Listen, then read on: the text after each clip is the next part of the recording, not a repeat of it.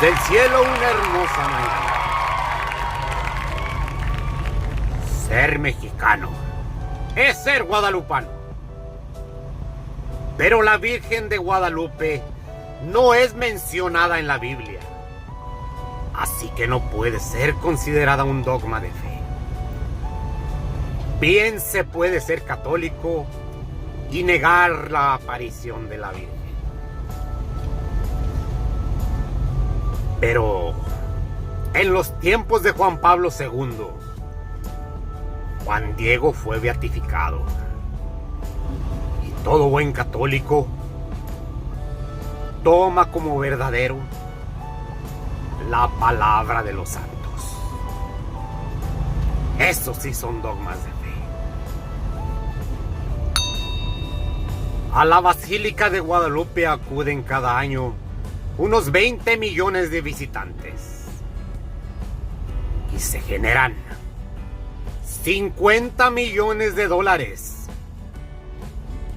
Siendo así, superado únicamente por el mismo Vaticano. Entonces, mi querido suscriptor,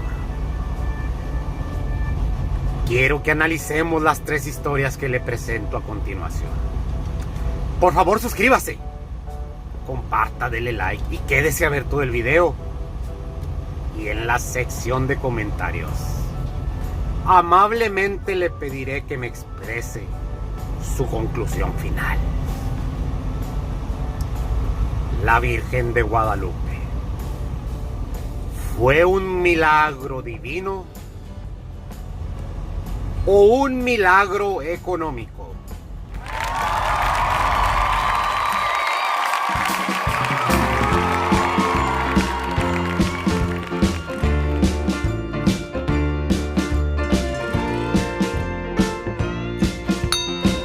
El Nican Mopohua nos narra la aparición de la Virgen de Guadalupe. Se dice que fueron 3 apariciones en total. La primera de ellas, el 9 de diciembre de 1531. El indio Cuauhtémoc, recién bautizado y llamado Juan Diego, iba a misa a la ciudad de Tlatelolco, saliendo de su casa en Cuautitlán Izcalli.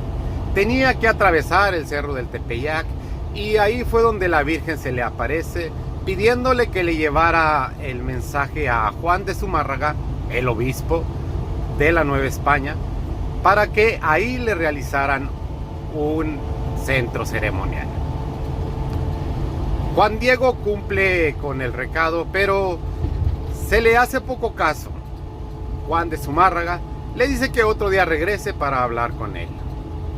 Así que el 10 de diciembre el indio regresa al Tepeyac y le da la respuesta a la Virgen, quien le dice que regrese a su vez al día siguiente. Entonces le llevará una prueba fehaciente a Zumárraga para que le crea que la aparición fue verdadera. Pero el 11 de diciembre, el tío del indio, Bernardino, estaba muy enfermo, así que Juan Diego tuvo la necesidad de quedarse a cuidarlo y no acudió al cerro del Tepeyac. El día 12 de diciembre, sin embargo, muy temprano, Bernardino estaba agonizando y le pide a su sobrino Juan Diego que vaya a Tlatelolco y que traiga un sacerdote porque necesita confesarse antes de morir. Así que Juan Diego iba a Tlatelolco y trató de rodear el cerro del Tepeyac, pero fue en vano. La Virgen se le volvió a aparecer y entonces es que le dice: sube a la cima del cerro y corta rosas de las más bonitas que encuentres y se las llevas al obispo Zumárraga. Esa será la prueba.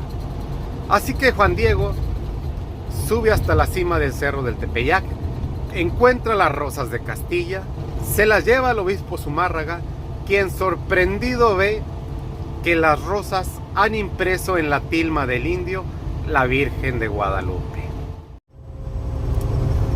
En la región de Extremadura, en Cáceres, España, se encuentra la pequeña población de Guadalupe, de unos 2000 habitantes.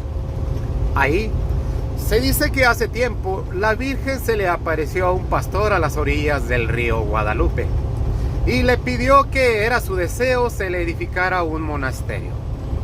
Después, la Virgen fue esculpida de manera muy rudimentaria en un trozo de madera de cedro. Pero durante la ocupación árabe, la Virgen tuvo que ser escondida para evitar ser destruida mientras se implantaba el Islam. Después, la Virgen fue encontrada flotando en las aguas del río Guadalupe. Así que desde entonces se le conoce a la Virgen como la Virgen de Guadalupe. Por cierto, la palabra Guadalupe significa río escondido en árabe. Se le construyó un monasterio jerónimo que se encuentra hasta la actualidad y puede ser visitado. De hecho, la gente puede admirar la original Virgen de Guadalupe en madera de cedro, pintada de color marrón y sosteniendo un niño. Se sabe que los reyes católicos Fernando e Isabel eran muy devotos de esta Virgen y que Cristóbal Colón también. Por eso, antes de su partida hacia el Atlántico, Cristóbal Colón fue despedido en este monasterio. Hernán Cortés, el gran conquistador, también era muy devoto de la Virgen de Extremadura y traía consigo un estandarte de esta Virgen, el cual se dice se encuentra actualmente en el Castillo de Cortés, en Cuernavaca, Morelos, México. Curiosamente, Cristóbal Colón jamás puso un pie en México. Fue Hernán Cortés el que llegó a Cozumel y después fundó la Villa Rica de la Veracruz. Cristóbal Colón hizo 4 viajes a América, pero los 3 primeros fueron al Caribe y el último fue a Venezuela. De hecho, después del primer viaje, Cristóbal Colón llevó consigo 2 indios de las Bahamas, que fue el primer lugar que visitó. Estos 2 indígenas fueron bautizados en la fuente que todavía se encuentra a las afueras del monasterio de Guadalupe. Ahí, Cristóbal Colón mismo les puso el nombre de Cristóbal a uno y Pedro al otro. Coatlicue era la esposa de Mixcoatl. Era una pareja que vivía en Teotihuacán y que los dioses les habían encargado poblar el universo. Así que tuvieron 400 hijos, siendo la última Coyolxauhqui. La pareja vivía muy feliz hasta que Coatlicue encontró un día que Mixcoatl le era infiel. Mató en el acto a los infieles, pero jamás pudo superar su pena. Vivió sola y envejeció y se puso fea, y adoptó por penitencia barrer los templos. Un día, Coatlicue se encontraba barriendo el cerro de Coatepec cuando una pluma que caía del cielo se depositó en su seno y quedó embarazada. Cuando Coyolxauhqui se enteró que su madre estaba embarazada de nuevo, enfureció y fraguó con sus hermanos la osadía de asesinar a su madre. Así que, cuando se decidían a realizar el asesinato, desde el vientre de Coatlicue habló Huitzilopochtli, el hijo que esperaba a Coatlicue, y le dijo que no tuviera miedo, que llegado el momento, él la defendería. Y así sucedió. Huitzilopochtli nació exactamente en el momento en que los hermanos estaban dispuestos a asesinar a su madre. Mató uno por uno los 400 hermanos y a Coyolxauhqui le arrancó la cabeza y los miembros y la hizo rodar por el templo, convirtiéndose así en la principal deidad para los aztecas. De esa manera, los indios recordaban a Huitzilopochtli como el sol, a Coyolxauhqui como la luna y a los hermanos de Coyolxauhqui como las estrellas y a Coatlicue como la madre tierra. Cada día se repetía la batalla entre Huitzilopochtli y los hermanos. Coatlicue, por su parte, a través del tiempo se le fue tomando cariño y se le empezó a llamar Tonanzi, que quiere decir nuestra madrecita. Uno de los templos más importantes dedicados a Tonantzin estaba ubicado en el cerro del Tepeyac, donde cada 12 de diciembre los indios se reunían para celebrar a Tonantzin y el nacimiento de Huitzilopochtli. Pues ahí tiene usted, mi querido suscriptor, 3 historias diferentes. Vamos a ver qué es lo que tienen en común estas 3 historias. Después de la caída de Tenochtitlán en 1521, comenzó la verdadera conquista, pero aquello se había convertido en un caos. Primero, la barrera del idioma. Ciertamente, la Malinche fue una gran intérprete, además de concubina de Hernán Cortés. Pero ya existían 2 españoles que se quedaron durante uno de los viajes de Cristóbal Colón y lograron llegar al continente. Uno de ellos se convirtió a las tradiciones mayas, hasta se casó y tuvo familia, fíjense. Pero el otro vivió a salto de mata y se encontró con Hernán Cortés allí en la península de Yucatán. Y fue quien le explicó cómo estaban organizados los indígenas. Sobre el encuentro con Moctezuma, se sabe que Moctezuma se había convertido en un hombre muy paranoico. Además, que en la tradición náhuatl se estaba esperando la segunda llegada de Quetzalcóatl, y que curiosamente coincidía con toda la descripción de los españoles: raza de color aria, barbados y de ojos claros. Así que los españoles fueron recibidos en el palacio de Moctezuma, y fue el mismo Moctezuma quien traía con él a Hernán Cortés, enseñándole todo el reinado. Pero Pedro de Alvarado se sublevó en Cuba y Hernán Cortés tuvo que abandonar el palacio de Moctezuma para ir a arrestar a Alvarado a Cuba, hacerlo prisionero, traérselos a todos a Veracruz, y ahí destruyó los barcos para que nadie pudiera escapar. Sin embargo, las sublevaciones continuaron.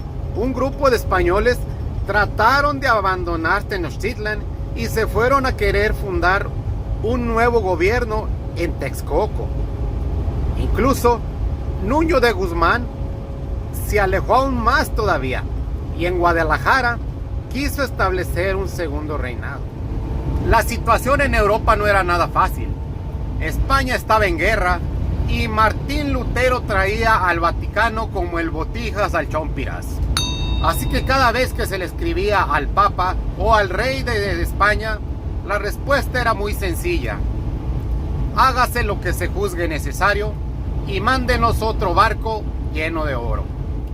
Para 1531, cuando sucede la aparición de la Virgen de Guadalupe, la población había disminuido al 50%. Los indígenas estaban muriendo de sarampión, pero los españoles también habían sido contagiados con las anginas que padecían los indígenas. Así que el milagro era necesario. Los 2 primeros frailes franciscanos que llegaron con Hernán Cortés se murieron de hambre, ni siquiera conocieron a los indígenas. Fue hasta el segundo viaje que llega un grupo de 5 franciscanos, quienes construyen en Campeche, en la isla de Islas Mujeres, la primer capilla. Y ellos fueron quienes realmente comenzaron la evangelización, pero no fue fácil. De hecho, antes de la Virgen de Guadalupe, los franciscanos habían tratado de evangelizar a los indígenas presentándoles la cruz trial, de la que ya nadie habla, pero era una cruz la cual estaba decorada con los artículos que usaban los indígenas, como sus armas, utensilios de comida, navajas, joyas, etc. Ahora bien, después del milagro de 1531, no se vuelve a saber nada. Zumárraga jamás informó al Papa de lo ocurrido. Hernán Cortés era el virrey de la Nueva España y nunca notificó a Carlos V de lo que había sucedido en el Tepeyac. Bernal Díaz del Castillo era el cronista oficial de Hernán Cortés y tampoco registra nunca la aparición de la Virgen de Guadalupe.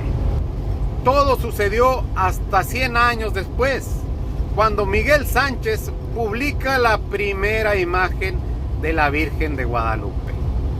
cierto, se dice que probablemente fue pintada por el indio Marco Cépac.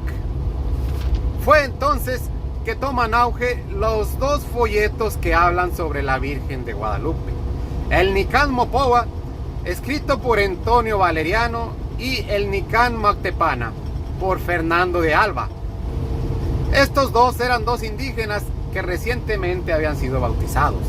El primero narra la aparición de la Virgen, probablemente contada por el mismo Juan Diego, y el segundo cuenta una serie de milagros realizados por la Virgen de Guadalupe. Actualmente, los investigadores aún debaten sobre la Virgen de Guadalupe. Algunos dicen que fue un total invento. Fue pintada, que el ayate o tilma donde se dice que se encontraba la Virgen es de dimensiones extremadamente grandes para ser portada por un indígena.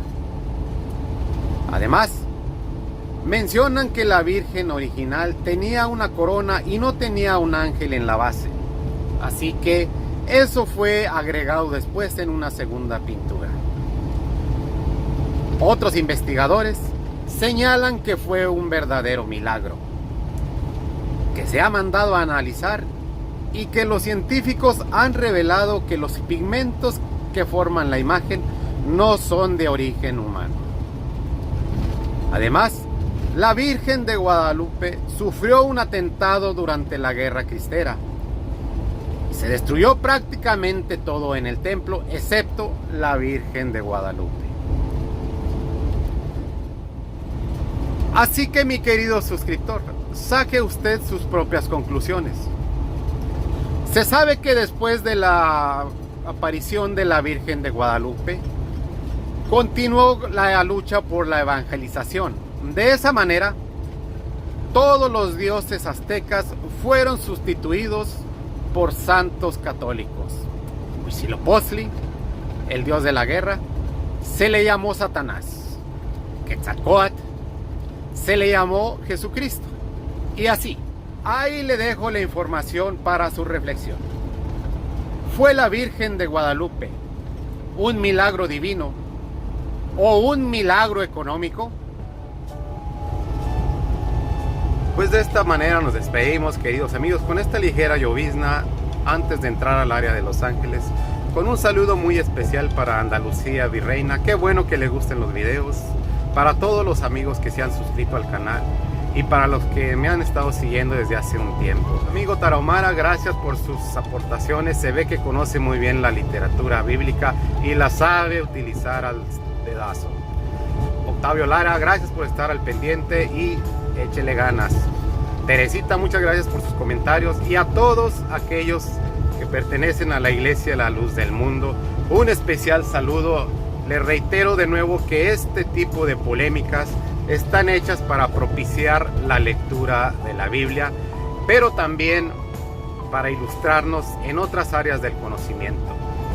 Recordemos que la religión es parte de la cultura.